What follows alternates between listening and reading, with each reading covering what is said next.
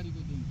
और एक दूसरा देंगे अतिरिक्त कलेक्टर पुनर्वास, जिसको अपनी भाषा में एडीएम कहते हैं। भाई आप ही इस ज्ञापन को लो और हमारे को बायोडेटा दो कि कौन सा गांव में कितनी ज़मीन डूब में आ रही है, कौन से गांव में कितने मकान डूब में आएंगे, उसकी नकल और मैं नक्शा ट्रेस के साथ हमें रिपोर्ट उपलब्ध कराओ। लोग कहते नहीं तो अफवाह ही है, अखबारों में आ गई, सोशल मीडिया पर आ गई, तो डूब ही नहीं रहे।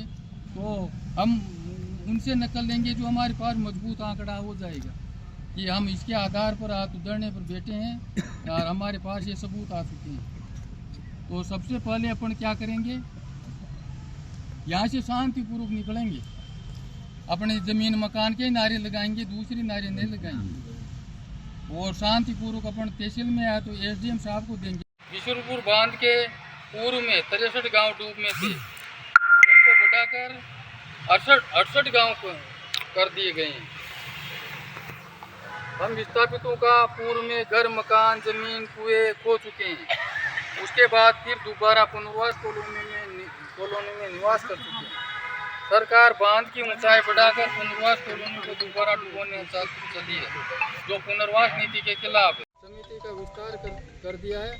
आदरणीय श्री रतनलाल जी आडा, पूर्व प्रधान काशी, यादराम जी मीणा देवपुरा, राज बहादुर जी सरपंच देवली गांव, अर्पित जोशी कंवर जी का कालेड़ा, कुलदीप मीणा देवपुरा, इनको अपनी कार्यशैली देकर सर्वसम्मति से राष्ट्रीय वित्तीय संघर्ष समिति में दिया गया है और अतिशीघ्र इनको नियुक्ति पत्र प्रदान कर दिए जाएंगे।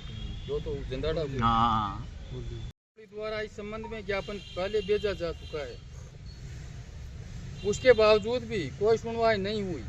बिशुरपुर बांध के पूर्व में 63 गांव डूब में थे, उनको बढ़ाकर 68 गांव कर दिए गए हैं। हम विस्थापितों का पूर्व में घर मकान जमीन कुएं खो चुके हैं, उसके बाद फिर दोबारा पुनर्वास कॉलोनी में निवास कर चुके हैं। सरकार बांध की ऊंचाई बढ़ाकर पुनर्वास कॉलोनी को दोबारा डुबोने चली है, जो पुनर्वास नीति के खिलाफ है। इसको विस्थापित किसानों द्वारा किसी भी रूप में स्वीकार नहीं किया जाएगा। करीब 1 सप्ताह तक का आपको दिए गए प्रार्थना पत्र का इंतजार करेंगे। उसके बाद उपखंड कार्यालय देवड़ी की 4 दीवारी के बाहर शांतिपूर्वक बैठने पर मजबूर होना पड़ेगा। यदि किसी प्रकार की हानि नुकसान होने पर समस्त जिम्मेदारी सरकार की होगी। अतः श्रीमान से निवेदन है कि बिशुरपुर बांध की ब्राव क्षमता को पूर्व की भांति 3 RL 360 मीटर रखा जाए। ये तो हो गया राष्ट्रपति के नाम, और ऐसा का ऐसा ही है ज्ञापन राज्यपाल के नाम, राजस्थान सरकार के नाम। फिर 2 ज्ञापन और है, बिंदु एक यही रहेंगे और इनमें एक तो देंगे अपन उपखंड अधिकारी को स्वयं को, जिला कलेक्टर और उपखंड अधिकारी को, क्योंकि